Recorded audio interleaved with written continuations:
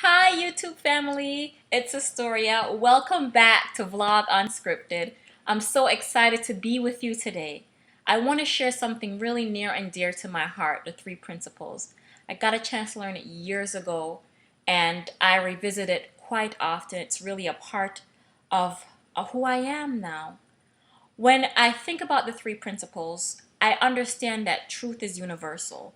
So some of it sounds like Christianity. Some of it sounds like Buddhism. It may even sound like Taoism. But truth is universal, and I think that's why it sounds like different things to different people, depending on the time of your life that you're listening to it, depending on what you're going through.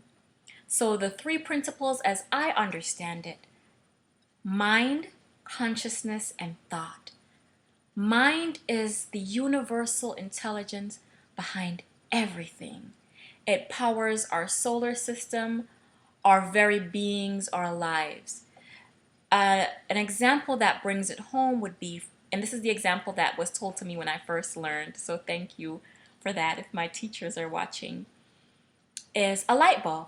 You have a light bulb and you turn it on and it gives you light. But the source is the electricity. So when we think of mind, we think of that electricity behind that light bulb. Thoughts are the way we experience life moment to moment. So thoughts pop into our heads at any moment in time. We wake up in the morning, our feet hit the floor, and the first thing we have is a thought. And we talked about the thought wheel, so you imagine a wheel with arrows going all the way around in this direction, and you have a thought. That thought creates a feeling, that feeling creates a behavior, and that behavior brings you to a result. So, when we think about building things or creating things, we think about what we want, right? We think about the outcome. We can even think about that outcome as being the result, and we back into it. So if I want this result, then I need to act this way, I need to feel this way, I need to have this thought that will propel me in the direction to where I want to go. So we have mind and thought. Now we're talking about consciousness. And the way that I heard it described that I've always enjoyed, and I think Sydney Banks described it this way, is consciousness is the way that we enjoy creation. And that's just beautiful. When I heard it, it was just amazing, and I've never forgotten it. So when we think of consciousness, consciousness has levels to it. And when we're operating, say, on a high level of consciousness, then we are filled with joy and kindness and brotherly love. And we're really able to see the oneness of life, that we're all connected. We're all in this together. When we're operating from a low level of consciousness, when our consciousness is low, then we don't see that we're all in this together. Our ego gets so heavily vested in the outcomes. We get so heavily vested in the outcomes. We tend to see the outside and assume that the outside is all there is, or is what is. When in fact, the inside, what we experience in our inner lives, is what is.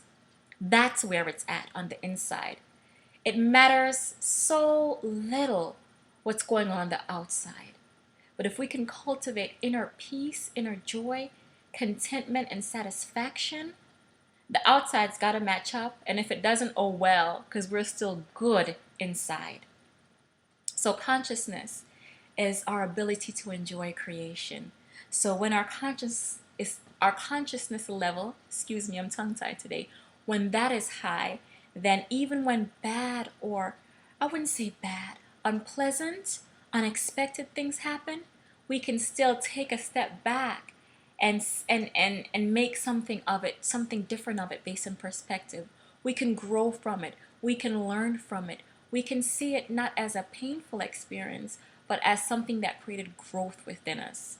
So I look back on my life being a young mother at 18, and I see myself today. And I was talking to a friend of mine earlier, and I said, the things that bothered me 15, 20 years ago, oh my goodness, bring it on today.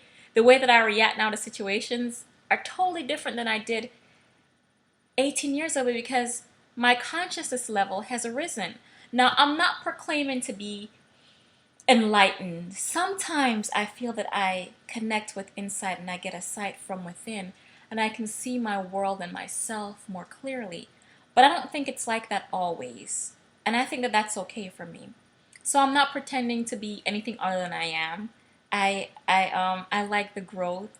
I like to be able to look back and see where I was and where I am now, mentally, emotionally, and in every way.